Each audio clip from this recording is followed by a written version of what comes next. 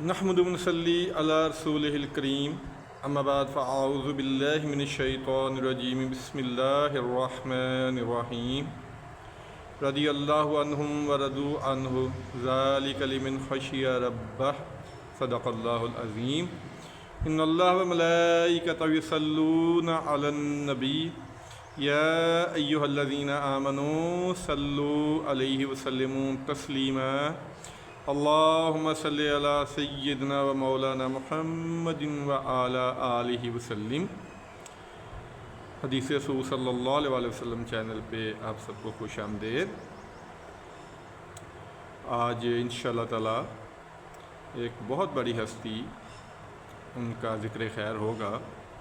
میری تو کوئی اوقات نہیں ہے کہ میں ان کے بارے میں گفتگو کر سکوں یا ان کی شان بیان کر سکوں، یہ تو بس برکت حاصل کرنے کے لیے کہ اللہ کرے شاید کہیں ان کے مداح خانوں میں ہمارا بھی نام آ جائے، ورنہ وہ جس شان کی ہستی ہیں اس کے بارے میں مجھ جیسے طالب علم کا تو زبان کشائی کرنا ویسے ہی گستاخی ہے، لیکن میں نے عرض کیا کہ صرف برکت حاصل کرنے کے لیے تھوڑا سا ان کا تذکرہ ہوگا، ورنہ ان کا ذکر خیر کرنے کے لیے تو پوری زندگی بھی تھوڑی ہے۔ تو آج انشاءاللہ تھوڑی سی گفتگو ہوگی خلیفہ دوم حضرت عمر بن خطاب رضی اللہ تعالی عنہ کے بارے میں، کہ بہت سارے انفرادی ان کی شانیں ہیں، ہر صحابی کی اپنی اپنی شان ہے، لیکن ان کی کچھ ایسی شانیں ہیں جو اور کسی کو نہیں ملی۔ میری عادت ہے کہ میں حدیث کے نمبر بتاتا ہوں آپ کو ساتھ ساتھ، لیکن یہ ایسی ہستی ہیں کہ ان کے بارے میں سب کو پتہ ہے، اس لیے میں نمبر نہیں بتاؤں گا۔ ویسے جو نبی پاک صلی اللہ علیہ وسلم نے کچھ فرمایا ان کے بارے میں یا ان کی جو ذاتی زندگی ہے اس کے بارے میں انشاءاللہ گفتگو ہوگی، کہ جو نبی صلی اللہ علیہ وسلم کے صحابی ہیں وہ آپ کے مرید ہیں سارے، آپ کے شاگرد ہیں سارے، آپ کے ساتھی ہیں سارے، جنہوں نے آپ کے لیے اپنا مال جان، اپنا گھر، اپنا وطن سب کچھ چھوڑا ہے۔ حضرت عمر رضی اللہ تعالیٰ عنہ واحد ہستی ہیں کہ جو مراد ہیں، کہ نبی پاک صلی اللہ علیہ وسلم نے جب دعوت اسلام دی مکہ میں تو یہ آپ کے صف اول کے دشمنوں میں شامل تھے۔ حضرت عمر بن خطاب رضی اللہ تعالیٰ عنہ، خطاب ان کے والد صاحب کا نام ہے، تو یہ اسلام کے اور نبی پاک صلی اللہ علیہ وسلم کے اور مسلمانوں کے صف اول کے دشمنوں میں شامل تھے، یعنی کہ جہاں تک ہو سکتا تھا مسلمان جو بھی کلمہ پڑھتا تھا اس پہ ظلم کی انتہا کرتے تھے۔ عدی قبیلے سے ان کا تعلق تھا، اور خاص اور اپنے قبیلے والوں کو تو جو بھی اسلام قبول کرتا تھا اس کی ان کے ہاتھوں پہ شامت آ جاتی تھی، اور معاذ اللہ نبی پاک صلی اللہ علیہ وسلم کے بھی مخالفوں میں تھے۔ تو نبی پاک صلی اللہ علیہ وسلم نے دعا فرمائی اللہ تعالیٰ سے کہ دو عمر تھے اس وقت، عمر بن خطاب اور عمر بن حشام، جو ابو جہل کے نام سے مشہور ہے، تو آپ نے فرمایا اللہ تعالیٰ اسلام کو عزت نصیب فرما، یا عمر بن خطاب رضی اللہ تعالیٰ عنہ کے ذریعے یا عمر بن حشام کے ذریعے۔ تو اللہ تعالیٰ نے پھر ان کے حق میں دعا قبول فرمائی کہ حضرت عمر بن خطاب رضی اللہ تعالیٰ عنہ اسلام قبول کیا انہوں نے، اور ان کا اسلام قبول کرنا بہت بڑا فرق پھر ثابت ہوا اسلام اور کفر کے درمیان، کہ اسلام جو پہلے دب کے رہتے تھے مسلمان ہر لحاظ سے، حتیٰ کہ نماز بھی چھپ کے پڑھتے تھے، تو جس دن آپ رضی اللہ تعالیٰ عنہ نے اسلام قبول کیا تو آپ نے کہا ہے نبی صلی اللہ علیہ وسلم یا رسول اللہ کیا ہم حق پہ نہیں ہیں؟ تو نبی پاک صلی اللہ علیہ وسلم سے فرمایا کیوں نہیں، ہم کیوں حق پہ نہیں؟ تو آپ نے فرمایا پھر ہم چھپ کے نماز نہیں پڑھیں گے، پھر ہم اعلانیہ خانہ کعبہ میں نماز پڑھیں گے۔ تو حق اور باطل اور کفر اور شرک کے درمیان فرق جو ہے وہ ان کے اسلام لانے کے بعد واضح ہو گیا۔ آپ کو پھر فاروق کا لقب ملا دربار رسالت صلی اللہ علیہ وسلم سے۔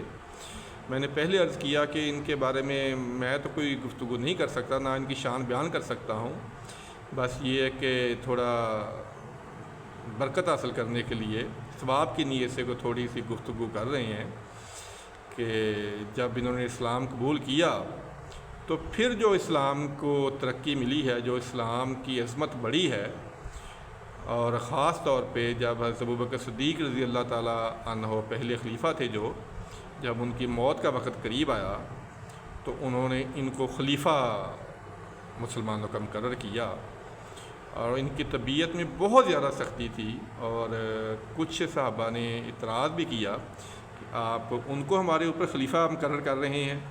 تو آپ نے فرمایا تھا کہ جب یہ خلیفہ بن جائیں گے تو ان میں بہت نرمی آ جائے گی، اور پھر ایسا ہی ہوا۔ تاریخ نے دیکھا ہے کہ جب حضرت عمر بن خطاب رضی اللہ تعالیٰ عنہ کے کندھوں پہ خلافت کا بوجھ پڑا ہے، تو پھر وہ جو پہلے والا عمر خطاب تھا وہ تو کہیں جیسے ختم ہی ہو گیا، اور اب وہ خلیفہ ہے کہ جو 22.5 لاکھ مربع میل کا حکمران ہے۔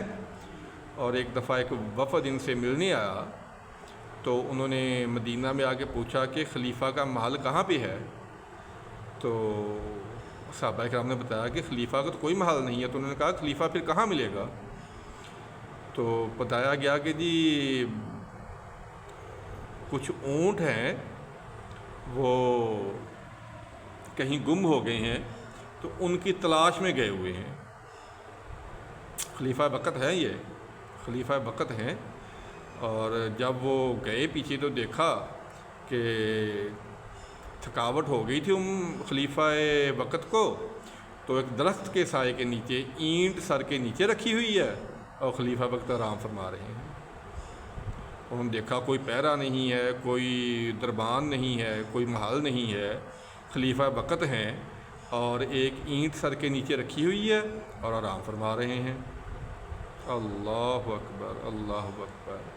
جب خلیفہ مقرر ہوئے تو آپ نے فرمایا تھا، تاریخی جملہ آپ نے فرمایا جو ہر حکمران کو اس پہ عمل کرنا چاہیے، اللہ معاف کرے آج کل تو جو حکومت کا نظام ہے وہ تو سب کے سامنے ہے۔ آپ نے فرمایا تھا کہ اگر دریائے فرات کے کنارے کتا بھی ایک بو کی وجہ سے ہلاک ہو گیا، انسان کی بات نہیں کی آپ نے، جانور کی بات کی ہے، کہ اگر ایک کتا بھی ہلاک ہو گیا تو عمر کو اس کا جواب دہ ہونا پڑے گا۔ یہ ہیں عمر بن خطاب رضی اللہ تعالی عنہ، کہ جن کے زبان پہ اللہ نے حق اس طرح پھر ظاہر کیا، بیان کیا، کہ بہت سارے ایسے مواقع ہیں کہ جو بھی نبی پاک صلی اللہ علیہ وسلم کو مشورہ دیا آپ نے، وہ قرآن اللہ تعالیٰ نے نازل کر دیا۔ بہت سارے واقعات ہیں، جیسے آپ نے کہا تھا کہ یا صلی اللہ علیہ وسلم میری خواہش ہے کہ ہم مقام ابراہیم کو مصلی بنا دیں، تو قرآن پاک نازل ہو گیا۔ پھر پردے کی آیات جو آپ نے فرمایا تھا کہ نبی پاک صلی اللہ علیہ وسلم کو کہا تھا کہ امہات المومنین جب باہر تشریف لے جاتی ہیں تو میری خواہش ہے کہ پردہ پھر ہو، تو پھر اللہ تعالیٰ نے پردے کا حکم دے دیا۔ یعنی کہ بہت ساری ایسی آیات ہیں قرآن پاک میں جو حضرت عمر رضی اللہ تعالیٰ عنہ کے دل میں خیال آتا تھا اور اللہ تعالیٰ اس کو قرآن بنا دیتے تھے۔ بہت سارے واقعات ہیں، بہت ساری ان کی خدمات ہیں اسلام کے لیے، اور سب سے بڑی بات جو عدل و انصاف انہوں نے قائم کیا ہے، جو امیر اور غریب کا فرق انہوں نے ختم کیا ہے، یا ان کی حکومت میں جو ایک ادنا آدمی بھی خلیفہ وقت کو پوچھ سکتا تھا کہ آپ یہ کیا کر رہے ہیں، وہ آج تک کسی نے نہیں دوبارہ دیکھا۔ کہ واقعات ان کے مشہور ہیں، ہر کوئی جانتا ہے، میں تو صرف برکت حاصل کرنے کے لیے بیان کر رہا ہوں ایک دو۔ کہ ایک دفعہ آپ خطبہ دے رہے تھے تو آپ نے کہا کہ کیا میں اگر کوئی حکم دوں آپ کو تو سب مانیں گے؟ تو ایک آدمی ادنا سا میرے جیسا کھڑا ہو گیا، اس نے کہا نہیں خلیفہ، ہم آپ کا حکم نہیں مانیں گے۔ آپ نے پوچھا کیوں؟ تو انہوں نے کہا کہ جو مال غنیمت آیا تھا اس میں سے سب کو ایک ایک چادر ملی ہے، تو اس چادر میں ہمارا تو کرتا بنا نہیں ہے، تو آپ تو ماشاءاللہ آپ کا قد کاٹ بھی، آپ کی جسامت بھی بہت بڑی تھی، ماشاءاللہ آپ کافی جسیم تھے۔ تو اس نے پوچھا کہ آپ کا یہ کیسے کرتا بن گیا؟ اب ایک کپڑے کے ٹکڑے کے لیے خلیفہ وقت کو وہ بندہ اس کو پوچھ رہا ہے کہ آپ نے یہ کیسے بنا لیا؟ تو آپ نے پھر اپنے صاحبزادے عبداللہ بن عمر رضی اللہ تعالیٰ عنہ کو حکم دیا کہ آپ جواب دیں۔ انہوں نے پھر کہا کہ جو میرے والد صاحب کی قمیض، ان کے جو حصے میں ٹکڑا آیا تھا کپڑے کا، ان سے نہیں بنی تھی، تو پھر میں نے اپنے حصے کا جو کپڑے کا ٹکڑا تھا وہ ان کو دیا تھا۔ پھر اس شخص نے کہا کہ ہاں اب ہم آپ کا حکم مانیں گے۔ اور ایسا ہی ایک واقعہ اور بھی ہے میرے ذہن میں آ گیا کہ آپ ایک دفعہ ایسے خطبہ دے رہے تھے تو آپ نے آزمانے کے لیے کہ کیا مسلمانوں میں اسپرٹ وہ ابھی موجود ہے کہ ختم ہو گئی ہے، آپ نے کہا تھا کہ اگر میں ٹیڑھے رستے پہ چلوں تو تم میرا کیا کرو گے؟ تو ایک عام سا آدمی کھڑا ہوا، اس نے تلوار لہرا کے کہا کہ اگر تم ٹیڑھے ہوئے تو اس تلوار سے تمہیں سیدھا کر دیں گے۔ آپ نے صرف آزمانے کے لیے کہا کہ کیا تمہیں پتہ ہے تم کس سے بات کر رہے ہو؟ اس نے کہا ہاں مجھے پتہ ہے کہ اسلام قبول کرنے سے پہلے سارا دن تم اونٹ چڑھایا کرتے تھے اور شام کو تمہارا باپ تمہیں مارا کرتا تھا، یہ جو عزت ملی ہے، یہ جو مقام ملا، یہ اسلام کی وجہ سے ہے۔ تو آپ نے کہا ہے اللہ تیرا شکر ہے کہ ابھی میری سلطنت میں اس طرح کے لوگ موجود ہیں کہ جو عمر کو بھی ٹیڑھا کر اگر ہو اس کو بھی سیدھا کر سکتے ہیں۔ ساری رات آپ گشت لگایا کرتے تھے اور اپنی سلطنت کا، اپنی عوام کا خبر گیری کیا کرتے تھے۔